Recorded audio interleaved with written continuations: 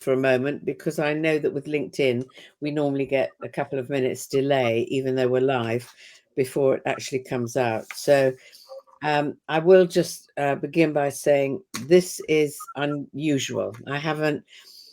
In these conversations, I haven't done one like this before.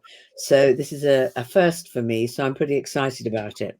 So let me kick off by saying, I think most of you know who I am. I'm Penny Ferguson. I'm the founder and the president of the Living Leader. And I formed the company, God, nearly 31 years ago. In fact, I don't think I called it that then. I think it was Penny Ferguson and Associates, but it's now the Living Leader, and we think it's a very appropriate name. And as many of you know, I started doing these conversations with last year, and we didn't do Christmas and we didn't do January, and we're just starting again. And I invariably invite people on these that I really think you would take something interesting from. They will give you a couple of insights that you will find interesting and take away with you. And I've spoken to all sorts of different people. Funnily enough, one of the first people that I spoke to was the lovely Bert McLean's sort of boss a couple of stages up at one point, or almost, wasn't he, Bert? I seem to remember, more or less. However, this is unusual because here we have a father and son. So this is the very first time I've done this. Let me give you a little insight into when I met Bert. And I was just saying to him, trying to remember how long ago it was. And we worked out it's probably about 24, 25 years ago. And Bert at the time was with the AA, which again at the time was a division of Centrica. And he came on an open program that I was delivering the program. And I think it had quite an impact on him. And from then on, for the next 2 or 3 years, I owe him a huge gratitude. I really do, because thanks to Bert, we got introduced into Centrica.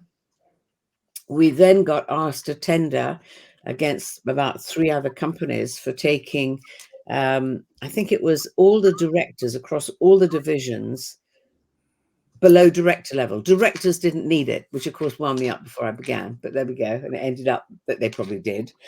But Bert was the one who, with all his persuasion and all his commitment to the program and saying the difference he thought it could make, that I actually got in there. Well, that was one of the first very big clients that I had. And so, Bert, I owe you a huge amount of gratitude for that. And Bert then went on to become actually a trainer of the program. And he will no doubt tell you how many he ran. I can't remember how many he delivered. It's a long time, and Bert and I lost contact. Well, not entirely. We still sort of on Facebook, the odd message, but you disappeared over to Spain. And I was really, really excited when very recently we decided to pilot our first Future Leaders program, and that is for young people. And I think we had it from 16 to 22, something like that.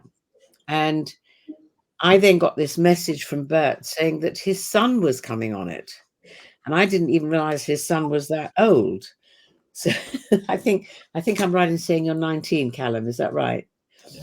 So Callum was on the program, and I thought this is an incredible opportunity to not just hear from people, from somebody who has looked at leadership from a different perspective. Yes, the work perspective. Yes, he began to live and breathe leadership and delivered programs talking about leadership.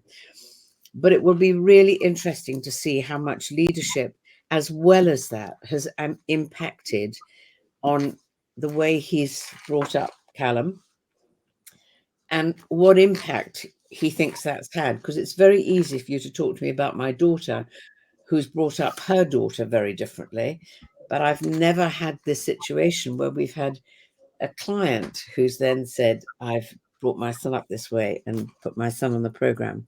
So this is a very unusual one, and I'm so thrilled. And Bert and Callum, I'm delighted to have you both here. I don't know where this conversation is going to go, but perhaps you'd like to kick off by saying, just telling people a little bit about you, and your memories, if you like, of the impact that when you first began to really understand leadership and the way we talk about it, the impact that it had on you and on your life. So over to you, Bert. Well, a bit of history. I started working a long time ago in Scottish Gas, back in the late 60s, as an apprentice engineer, which was long before Sir Alan Sugar made the role of apprentice famous. And I more or less worked my way up through the operational ranks of the business as a professionally qualified engineer, and had my first taste of management in my early 20s when I was appointed as a service supervisor or team leader with a group of engineers who were all older, more experienced than me, and I had no training. So that was an interesting introduction.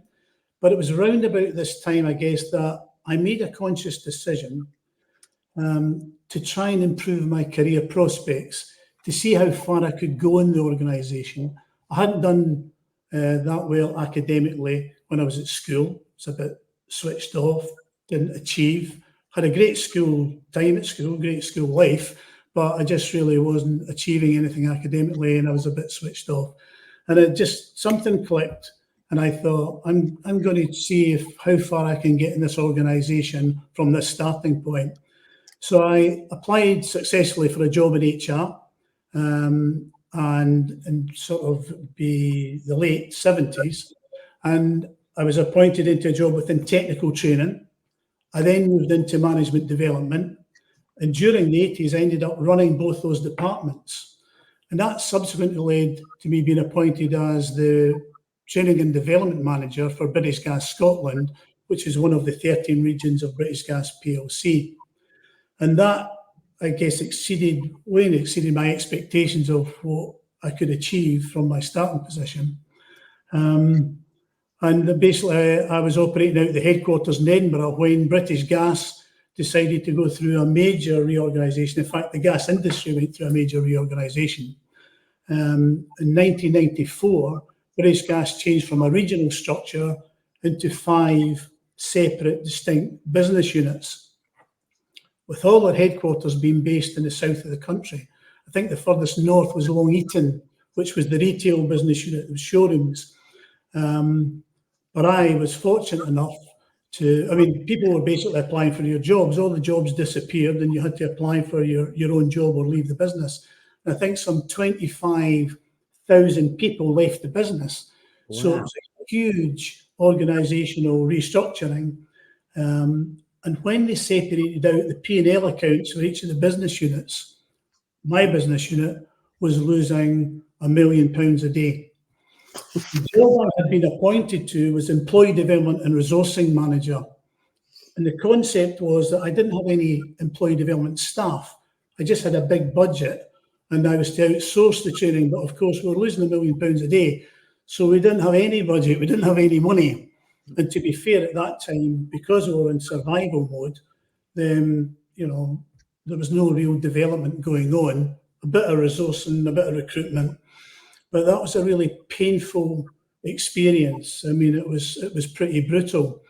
And in order to turn the business round, Centrica parachuted in a new managing director, who appointed a new board of directors who were expert in driving costs out of the business. And that was their role. So it was a top-down, led from the top of the pyramid, driving costs out of the business to see if we could survive. And it was a painful process. But fortunately, they managed to turn the business around in 18 months and got into the black. And we survived, to much to the relief of all those that moved their families hundreds of miles down south for a job that was under threat, And so that was an interesting period. Just trying to think what came after that. I think it was probably a couple of years after that Centrica acquired the AA. And basically what they did is they took the AA and British Gas and put them together as a standalone business unit called Home and Road Services. And I was appointed as the learning and development manager for that business. So I inherited an AA team and I had a British Gas team. which was superb. They were a great bunch of people, and we did some good stuff.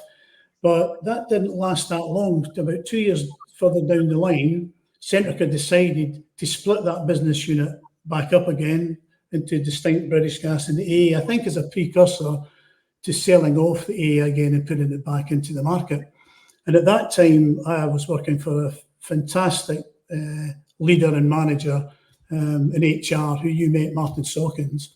And Martin said to me, I'm going to go and join the AA. He said, do you fancy coming with me? And, you know, I enjoyed working with him so much. And also I'd spent a lot of my time in British Gas, and I thought the AA was a bit different. And so I said, yeah, I said, that'd be great. So I was appointed as a national head of learning and development at their headquarters based in Southwood, just near Farnborough. And I worked there in that role until I left the business in 2004.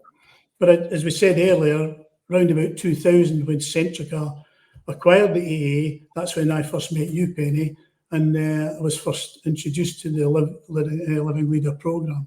So that was kind of my career until I was trained as a trainer of the programme, and I asked Martin if I could be relieved of my day-to-day duties to help run the programme within Centrica, to which he agreed, and that's basically what I was doing until I left the business.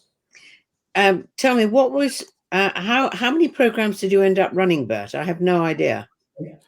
I mean, it was for about a year. I don't know, that probably somewhere between a dozen, 2 dozen programmes, something like that order. Yeah. And what was your initial impact? What changed your thinking about leadership after you did the programme? Well, I think it had a profound impact, a profound effect on me as an individual, you know, both at work and away from work. But there was, I think there was so many different things that I took from the programme. It wasn't just one thing. I mean, obviously in the roles, I've been in many management roles with large teams of people, responsible for large teams of people. But I worked in organisations that were predominantly command and control organisations. I mean, British Gas was an autocratic type business. The AA, by its very definition, was a command and control business. Even their job titles were military in nature, you know, officers and commanders and so on. So all my experience up until I was introduced to the programme had been from a command and control perspective and I suppose a top-down approach. And although I had some success with the teams I operated within, I hadn't really engaged the teams in coming to solutions. It tended to be my ideas. My communication tended to be top-down.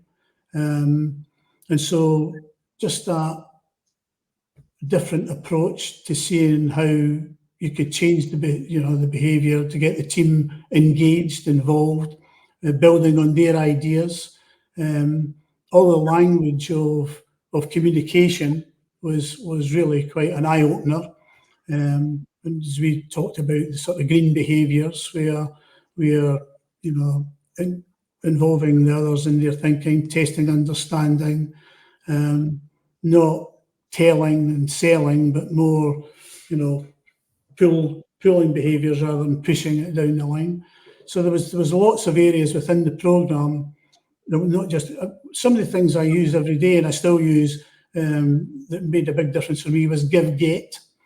I can remember as a manager often called into to board meetings to present things, being terrified at the time and really concerned about me and my career and how they would view me, and so sitting outside that office waiting to be called into the meeting was quite a harrowing time. And I used to watch other managers before they went into the board meetings sitting at the table, sort of probably contemplating their career.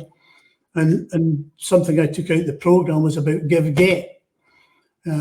because I was thinking when I was there about what I was going to get, what people would think of me, you know, would I present the information in a good light, and, you know, would that be acceptable? And of course, when I started to think about what I could give, then, you know, lots changed for me at that point. You know, I was thinking about how could I go in here and deliver the message so that they can understand it and can come and make the decision. And once I changed my focus on that, then, you know, it made a huge difference. And I still use that today. I used it with Callum as well. We've talked a lot about that, give, get. So lots of the different modules within the programme were really an eye-opener for me, and changed the way that I led and managed my team, and had a big impact on my life, basically. It's interesting because, again, this is where you're quite unusual. It wasn't just you who came on the program and did what you did, was it? I seem to remember that your wife came on it as well, Gail. She did, So yeah. it's a real family thing. What impact did that have? Because, you know, for you, yes, it had a profound impact in the work life, but how different did it make it when you had two people in the relationship working together in a similar way? Yeah, I mean, obviously, like you do, when I came home from the programme, and obviously was telling Gail all about my experiences and so on. She was obviously really interested to listen to my experience and to hear how I thought it was potentially life-changing. Part of the programme, as you know, is at that time was the best 6 months of your life. And I remember sitting in your place in Leicestershire, and the farm, Wicken, was it? Wicken Yeah, Farm, yeah. and sort of just reflecting on how I'd like my life to be, what the things I would like to change.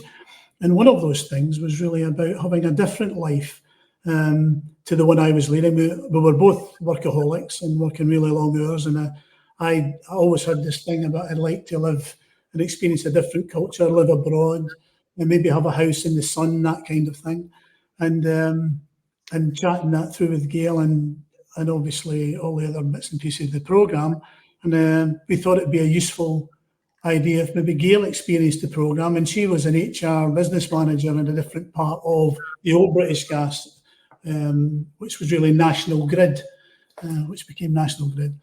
And so she, I think, brought her boss along to one of your business sessions that you used to run, and basically she then attended the programme, and then she did a best 6 months of her life, and that, I guess, was the foundation that we started to talk about perhaps doing something different, living abroad. And also, Gail tells me it was when she thought about changing her mind about having a family. She thought maybe we should start a family. So in some ways, you know, Callum's here because of your Living Leader programme. One of the outputs, one of the most successful outputs, I should say, for me.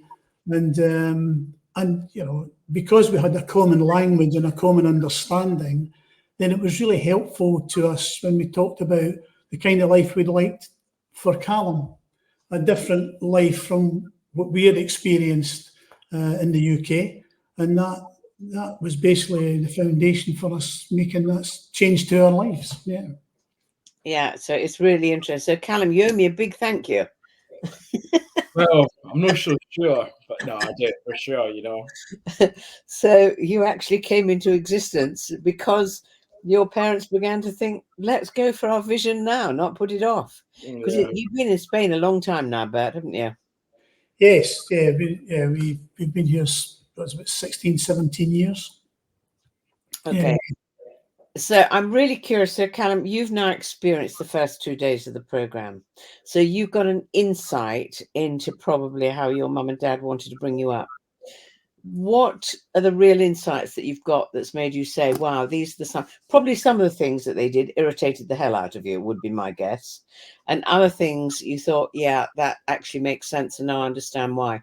Talk me through a little bit for you about your experiences of growing up, and you're sort of almost looking back, having had those 2 days experience, so you can evaluate them. it was, you know, there was moments when I was sitting throughout those first 2 days, and Patrick, our trainer, was, you know, presenting each module, and there were some modules where I couldn't help but just burst out almost laughing. You know, I was giggling to myself. And Patrick asked me the first thing, he said, "Why are you laughing, Callum? What's funny about it?" And I said, "Well, I can actually hear my dad. I can hear what, like, some of the things he would say, and that would be, you know, responsibility to a deeper level, you know, choosing how I feel." I mean, Dad, you know, became a trainer and knew the content really well. And probably subconsciously for our whole family, that's been conditioned into me throughout my whole childhood. But by the same token, you know, it's a lifelong journey. We are human and we make mistakes. So I mean, me and Dad have got countless arguments where we both, you know, where Dad should have, because he had a deeper understanding already, handled it differently. Thing, you know, I have those conversations with him, and now there's a real level of appreciation for my mum and dad. Of They were caring. Now, obviously, as a parent, and Penny, I've read your book. You know, you talk about when you care for your kids and you tell them what to do because you feel like it's for their best interests, but you're not giving them responsibility. I think that's was, you know, fundamental. It's such a good point, because Dad would say these things to me when I was growing up, and I would blow it off. I wouldn't listen. It would get under my skin, and I suppose that's because, you know, the way the program's delivered, it's not, you can't just look at one thing on its own. It's the deeper message where they all come in together. And I think by the end of the 2 days, I called Dad straight away, and I was having a journey back up to Scotland. And that journey ended up being about 7 hours long. I got back here at 2 a.m. and I felt brain dead. I felt really weird. You know, I felt spaced out, and I couldn't really comprehend how I was feeling at the time. It was overwhelming. And the next day I woke up and I sat down and I just sort of reflected on the 2 days and all the thoughts that had come to me. And then all of a sudden, I started getting really interested in, you know, reading these books. So I thought, I looked through the bag that we get in the program. I saw your book, so I read your book, and I was like, oh, that really reinforces what we were doing on the program, and I loved that as a good read. Then I thought, there's a reading list in that manual. So I went to the reading list, went for the first book, Beyond Positive Thinking by Dr.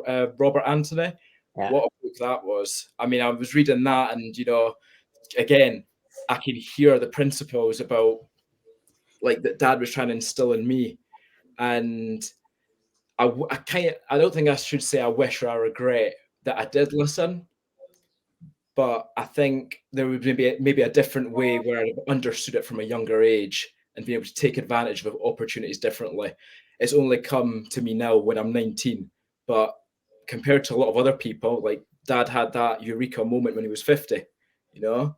So I'm grateful I've had it, you know, 30 years before that moment. Yeah, it's interesting. I remember when we had a conversation the other day, you said one of the things that you reflect on, and yet it used to irritate you to hell at the time, was how your dad keeps saying to you, "This is your choice, Callum. This is your choice." How easy did you find that when he was doing it? When Dad would say, I'd say, so for example, me and Dad, we both like paddle. It's a sport, very popular, and it's a kind of a variation of tennis. So it's a game that you play in teams, and me and Dad play together sometimes. That doesn't finish well. Even I'll say in the car to Dad, I'll say, right, Dad, you know what? Let's not get onto top of each other. Let's just play our own games and hope for the best. And no matter what would happen, we'd come home and it would be who can shout the loudest. And I'd say to Dad, and in that, you know, argument, I'd say, you're really, you know, pissing me off. And then he said, Callum, stop.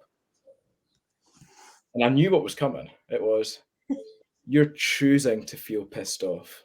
You're letting what I'm doing piss you off. That's not the right. And hearing it like that just made it so much worse. And that's because I have part of the blame. I have to take responsibility for the way I was reacting to Dad, but so does Dad, you know? I think the basic concept of stimulus and response, you know, and there's a gap. And in that gap, you have a choice. And when I said that to him, I said, why, when you've got this sort of knowledge, you know, why do you not put it into practice when it really could matter, you know? And he goes, because in that gap, I knew what I wanted to do, Callum. I knew my choice already. I didn't care. I'm human. I want to have a go at my son, you know? So yeah, it's infuriating back then. Now I look at it differently. Yeah, you see, we're not perfect, are we? By any stretch of the imagination. But I mean, I didn't learn this anyway till I was 50, so I didn't do a good job of bringing my kids up. I was so busy trying to give them advice and tell them what to do all the time, so I learned very late. But people are apt to assume when you teach it that you get it right all the time. No, you don't.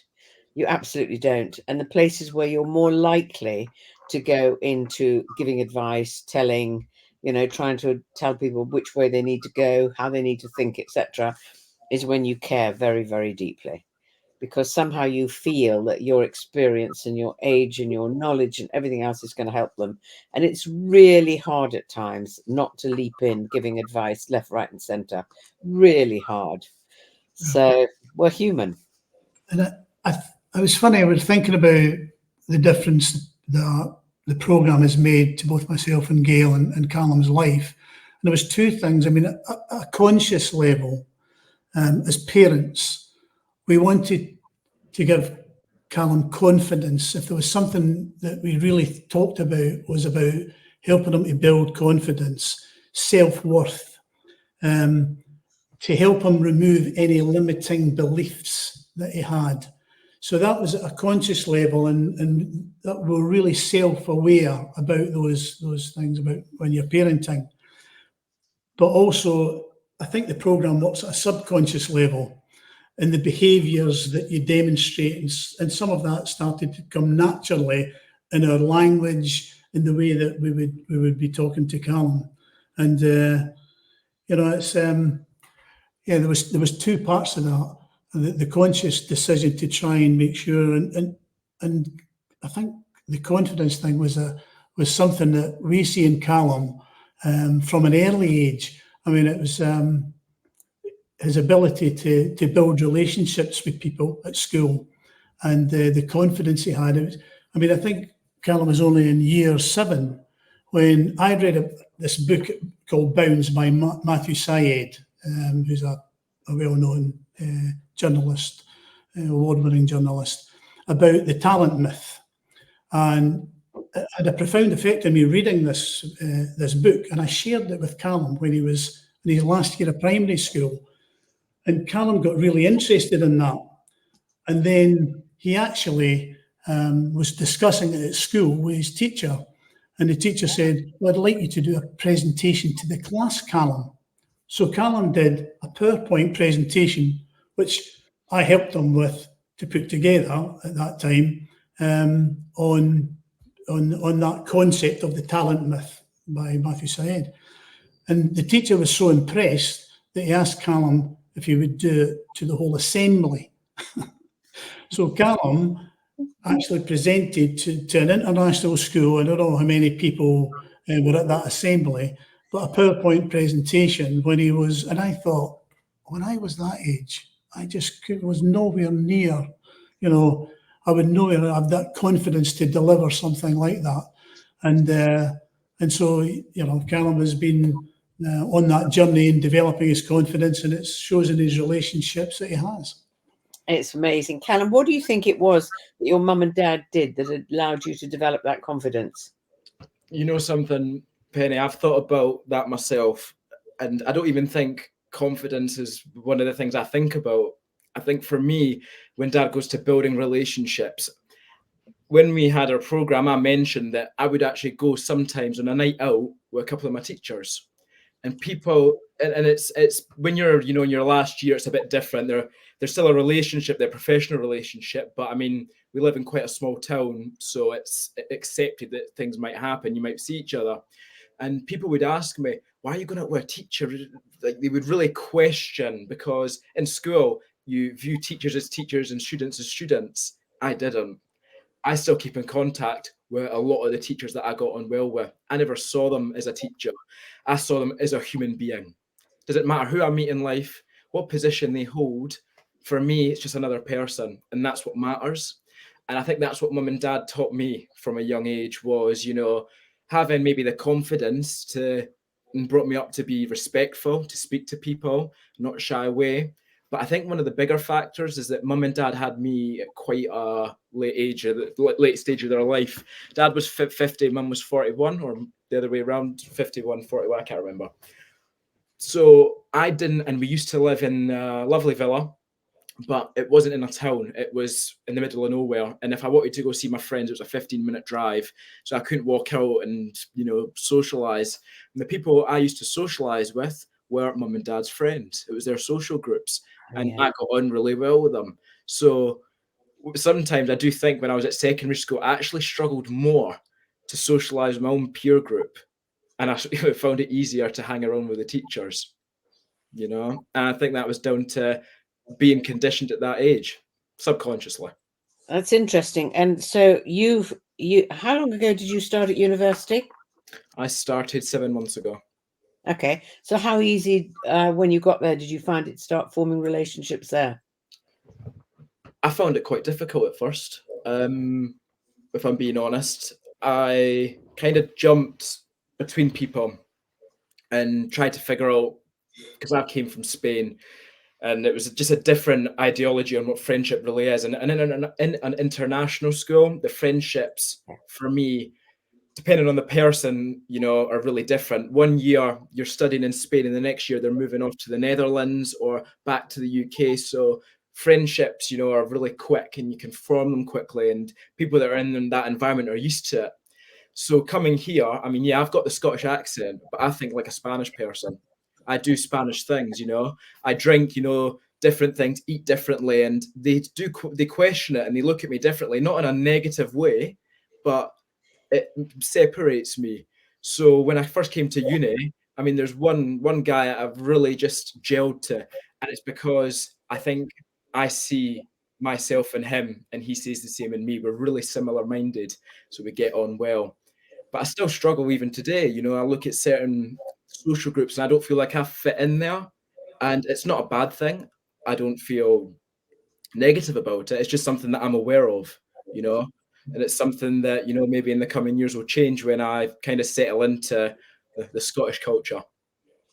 That's interesting. You said something earlier, and I really want to follow up on it, because I found really interesting. You said some of the things that you took from the 2 days, you almost wish you'd learnt earlier. What are those, and how early do you mean? Okay, so what are those? I took everything from the program. There wasn't things that I disagreed with. There were just things that made sense to me. When Patrick was talking and he was asking for, you know, our thoughts, it didn't take me much time to reflect on how I felt about it. So when we talk about what age or how early, it depends because you have to be open to learning. And I suppose you guys as trainers, you'll have people that come on these groups, and some courses are harder than others. And that's, are they willing to learn new things? Are they willing to look at their past behaviors and criticize themselves, you know? And it's almost a level of self-confidence. You get to, you know, 50, you know, and dad could have turned around and said, okay, I'm not going to listen. I hear what you're saying, but I don't accept that. So you have to be at the right age. I don't know. I can say now, understanding it, yeah, I wish I knew it younger. If I go back to 12-year-old Callum, 13-year-old Callum, who understands, you know, certain abstract ideas and could understand this, I don't know if he'd take it in his mindset.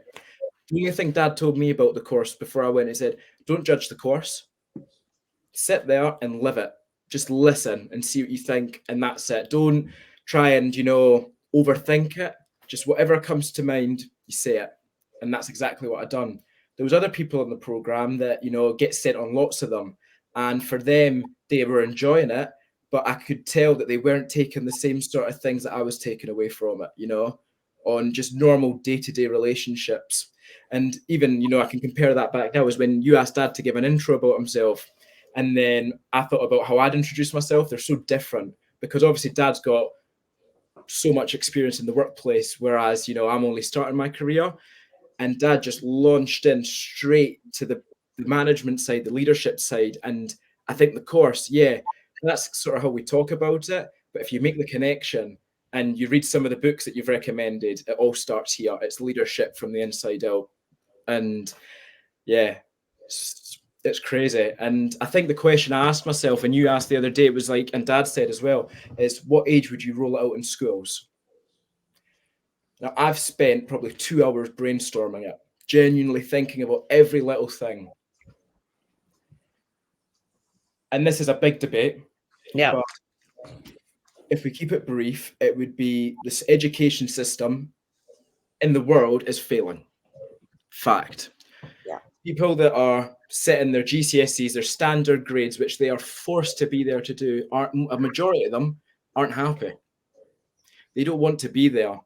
They want to do something else. Now, yeah, maturity and responsibility come into that. But if from a young age you're being forced into doing something that you don't want to do or you don't feel motivated to do, and then you get told, right, you're going to go and do this lesson called the Living Leader or personal development, they're going to treat it like any other class. And that's because they don't want to be there. It has to start with you. You have to make that first step, say, oh, I want to do that. That interests me. The other thing is the environment in a classroom. And I compared environments that I've had in loads of classes that I've sat through, and then the one that Patrick made on the course. The trainer creates an environment where, you get to think. The communication behavior different. Maybe not for the first half day when you haven't looked at it yet, but as soon as you start to become more self-aware of, shutting out, cutting off, proposing, and you're not, any of the green behaviors, then you kind of do think, okay, let's have a practice at it. Let's give it a shot. In a classroom, in the classroom, if I was to really say it, nothing's changed, Penny, really, from when you were at school versus when I was at school. Maybe there's no a cane or a ruler, and maybe it's not a chalkboard, it's a whiteboard, but what else has really changed? The teacher is still the dominating voice in the class. The discipline, the way you have to put your hand up to speak, you're conditioned into thinking a certain way. There's no sort of freedom. You've got to learn. If you're doing maths, English, you learn a set. This is how you have to do it. You don't get to apply what you've learned. So I think the course would be amazing. I think it would change so many lives in young people because they would look at it differently. They'd start thinking, oh, it's common sense. Like you say, it's common sense, but it's not common practice. But the environment has to be right. So I think the course is ahead of its time for the education system. I think the education system needs to catch up, needs to change. If there was a minimum age that the course could be rolled out, it would probably be A-levels. That's when individuals are making the choice to stay on for higher education. I remember my last year GCSEs versus my first day on A-levels were so different. The GCSE classrooms were chaos, and then A-level, everybody's sitting down and really wanting to learn, open to it. And that's where I think people can then make that active decision of I'm interested in doing this. You set a fairly large challenge there, Callum, because I agree with you. The education system, I don't think, has changed. And a lot of the areas you look at now, this is another big challenge, is a lot of the places you go to, a very high percentage are coming from disadvantaged backgrounds. And so you'll think, one thinks, are they going to be even less interested, more interested? I don't know. So let me just ask you, if you wanted to say that there's two or three things that you're now focusing on or doing differently or thinking differently about since you did the program, what would they be? I'm going to try to think of the three and most important ones because there's a lot. Communication and listening, day-to-day conversations with people. Conversations I've been having with my friend here, William, have really changed. He noticed it and he asked. He did. He just said, and it wasn't a bad way. He just noticed that I was being different because, we're both quite loud, and I sort of took a step back and I actually listened to what he was saying, because a lot of time he might be saying things and I've got a perceived thought on what that means to me, but I'm not really listening on how he's telling me it. So as soon as I did that, he could actually see I was understanding his point of view. And that changed our relationship. I think now we have really good conversations on a day-to-day basis. The other thing would be responsibility to a deeper level. You know, I think it's really crazy when you get to when you really think this morning, you know, a fire alarm going off and disturbing, you know, what I was doing. At first, I was angry. You know, I didn't want to leave. It was 2 degrees outside. And then I did make a choice. I did make a choice where I thought, oh, everybody else is outside. I'm going to have a chat with them, see how their night was last night. They all went out and to the club. So I didn't. I was watching the football with William. And I said, how was your night out? And I had that conversation with him. So it makes your day better. And it's like that story, you know, 2 businessmen go to London, get told they need to go down to London. One says, fantastic, day out in the city, get to do loads of things. The other goes, wake up early, get the train. Who's going to have the good day? The one that visualizes that I'm going to have a good day, that good day comes to life, or the one that says from the start, I've missed my train, or I might miss my train, need to get up early. That whole thing about being responsible on how you think consciously. The other thing that I'm really interested in now, and it's limiting beliefs and visualization and vision. What a concept. I was reading Dr. Anthony's book, Beyond Positive Thinking, and I was sitting there, and the way I saw it, it was like, I feel like I'm being programmed. This was the word that came to mind, programmed consciously to think a certain way. So I searched up the author, and I was like, Master NLP. And I know Dad's mentioned NLP before, so it's neuro-linguistic programming. Now, it's a pseudoscience. People may not agree with it, but I think there's some concepts there which really make sense. And that's the whole of limiting beliefs, you know, visualization, you know. I remember when Dad got me an Aprilia. It was a brand of scooter. All of a sudden, I noticed them all over the place. Really small things like that on how we can actively program our conscious mind so our unconscious pulls us towards the things we hold, like our values, our beliefs, what we think is true to us. I mean, you can't go and say, I want £100 million, but in reality, you really need to want it. You know, you can make these sort of statements, but you have to take the time to really reflect and say, what do I actually want here? And think about it. And it might be uncomfortable for certain situations, but if you set yourself a vision, like my vision board that's currently been set up, you know, I'm still thinking about it. It's been 2 weeks, it's still nowhere near finished. Really think about it, you know, and you believe it, there's nothing stopping you. Like the growth exponential. And that for me, it's revolutionary for me, it's really overwhelming when I start speaking about it, but it's amazing because I'm so excited. And I can't stop looking at all these books and thinking, oh, that's what I'm going to read after that. And this is the next one. The book I'm reading now was Patrick's book. He read a story out. It's Chicken Soup for the Soul. Yeah. The first chapter, and I started reading it yesterday. Great book. Can't wait for chapter 2. Yeah, no, Chicken Soup for the Soul. It was the first book that I started sharing stories from on the first program I ever did. So it's an amazing book.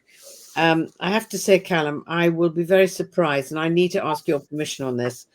It's quite likely that there's a lot of people who will be watching this over the next months, weeks, months.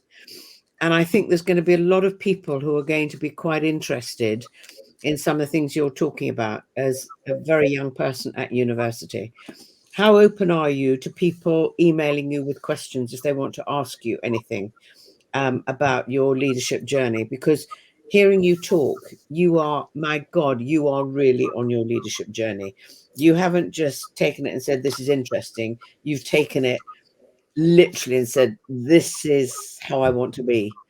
So how open are you to that? Yeah, I'm more than happy, you know, but I think I've got to remember I've only just started the journey, you know, and I think that's what's really exciting about it. And I can't stop. I think Mum and Dad might be a bit sick of it. I keep talking to them about it, you know, I can't shut up. But yeah, more than happy. No issues there. I think because if you think about it, there'll be quite a lot of people watching who will have probably children of your age, and they'll be really curious to see, you know, how this has worked for you on this journey and what difference it's going to make to your life. I mean, I remember when we had the conversation, one of the things that's easy to trip up on, and I'm talking about the conversation we had the other day, one of the things that I think we have to be careful of is we suddenly get wake-up call and realize in some relationships how we're handling things. And sometimes the risk can be that unless we're careful, we end up taking responsibility for how the other person thinks and feels. Yeah. And that's quite an easy thing to trip up on, because you suddenly go down, I'm really caring, I want to be different, but it's getting the balance right between that and actually ending up almost taking responsibility for them and how they are. Yeah, for sure. It's so humbling. That the other day humbled me, and I loved it. I loved being able to sit back and think, Penny, what you've said there had a massive point. Dad called me after, said, "Are you okay?"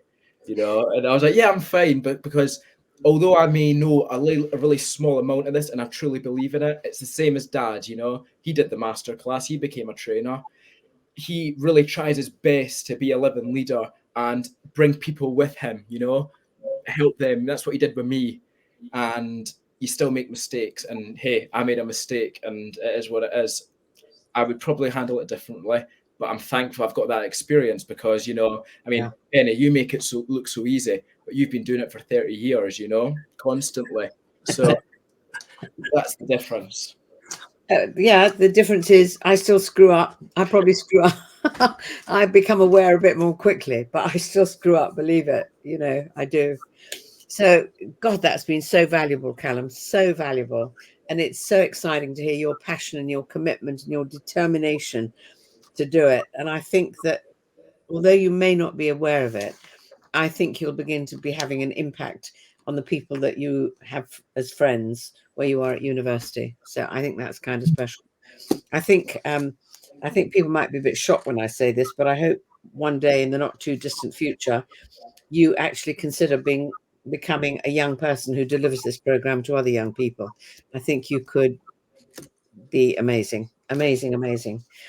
So, Bert, let me ask you, if you had to summarize it down into maybe 2 or 3 key points, where do you think learning leadership impacts you in your home life? Because you know how much it impacted your work.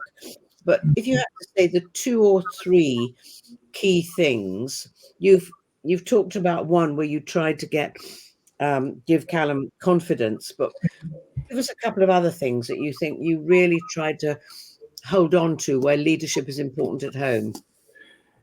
I think just thinking on, reflecting on that, the power of appreciation and recognition are huge things that had an impact on us as parents, and the way that we tried to parent Callum when he was younger. I'm sure Callum will not mind me sharing a wee bit about his background at school and his experiences and how it made a difference when he built those relationships he talked about earlier. But when Callum was at school initially, he was at the local Spanish primary school, basically, where he got lost in the system for a number of reasons. But the Spanish education system, after the 2008 crisis, had no money, and so it withdrew all the support things that were in place. And if you were struggling at school, there was no help. They also decided that pupils would use the regional language of Valenciano as opposed to Castellano. Now, we were able to help Callum at times with schoolwork when it was Castellano and converting it into English and back and forward. When it came to Valenciano, it was the too difficult box for us. We couldn't get to grips with converting the language twice. And Callum was struggling a bit at school, and he was lost in the system. And we decided to move him to an international school, a local international school, which is about 1,000 pupils, a big concern, a big school, primary and secondary education. And when Callum went to that school, it was such a culture shock and difference from him. But the thing about the international school that he attended was that he learned that to be clever was cool. It wasn't in the Spanish system, but in the international school, there was lots of achievers. Lots of his friends were achievers. And his best pal at the time, Joe, got the best student prize at the prize giving.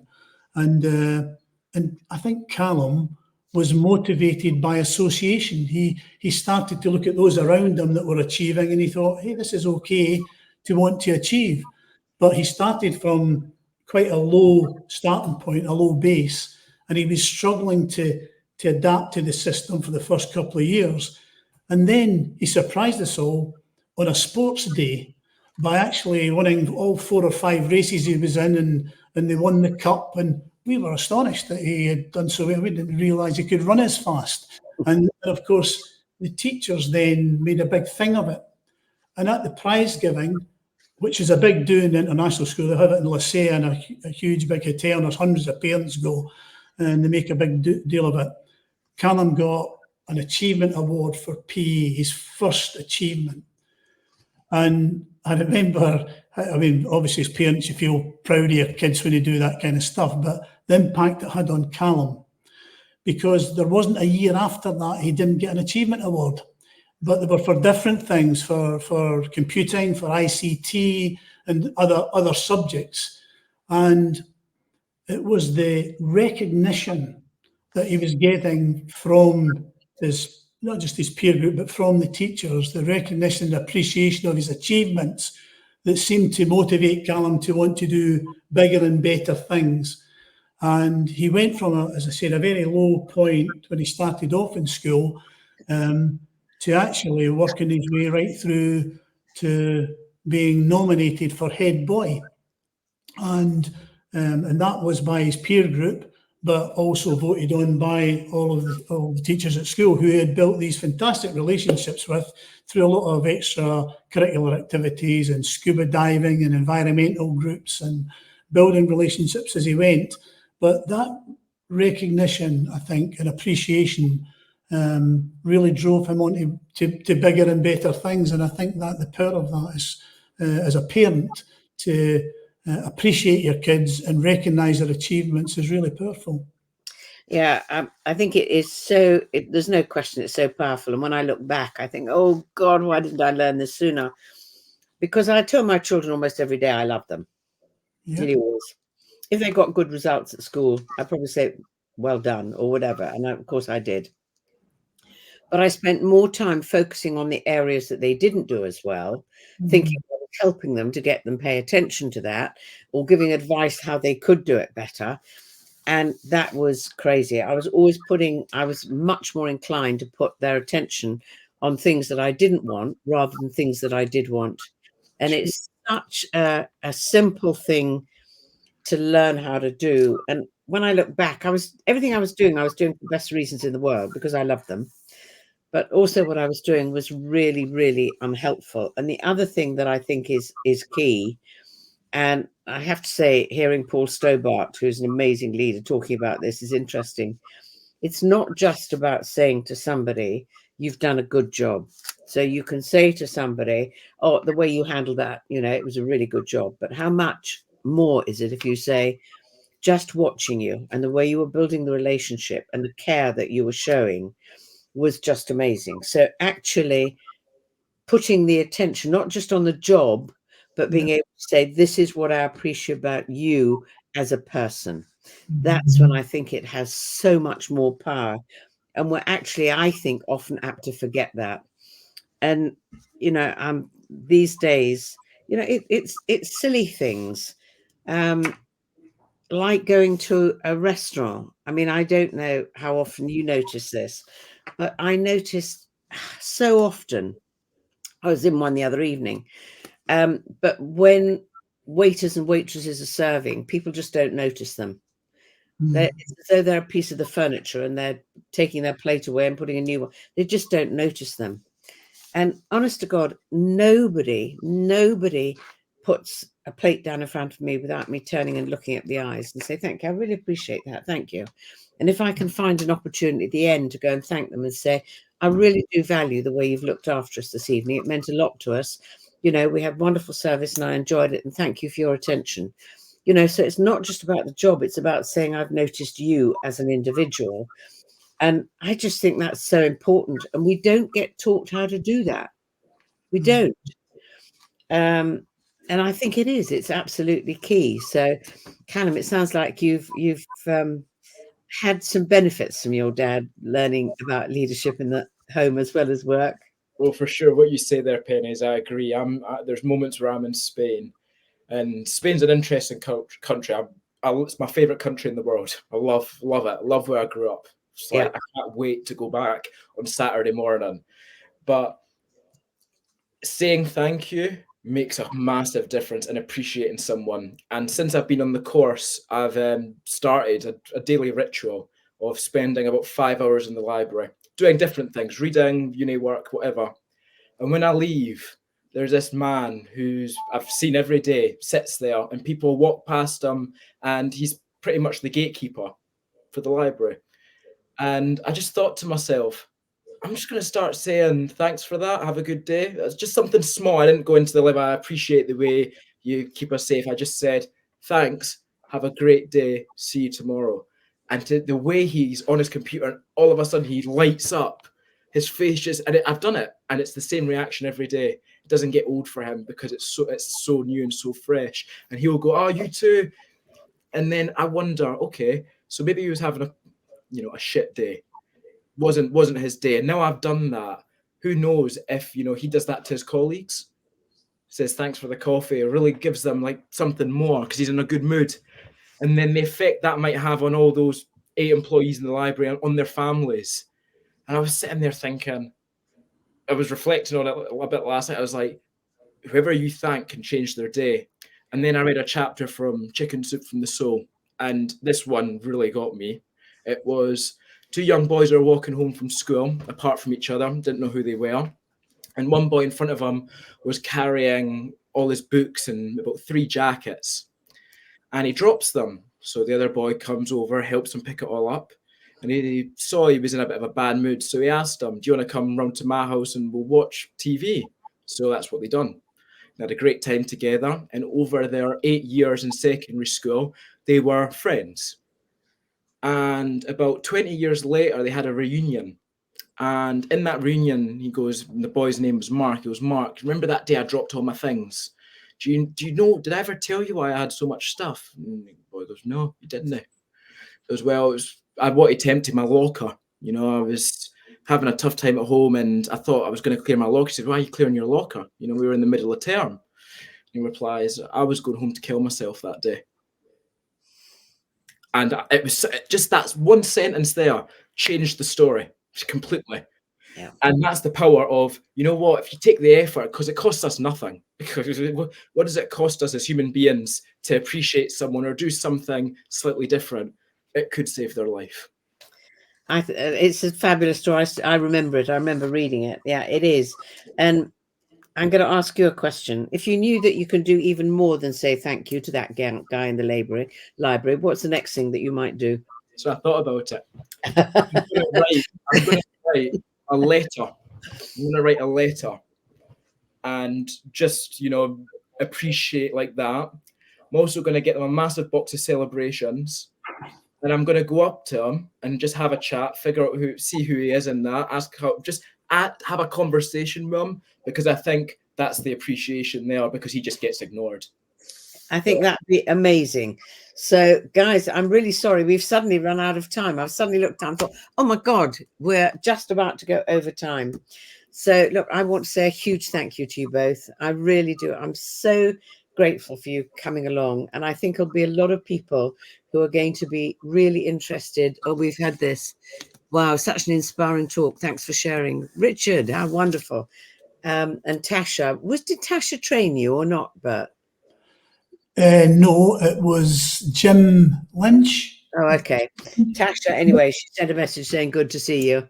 And good to see you, Callum, of course, because she was observing Patrick.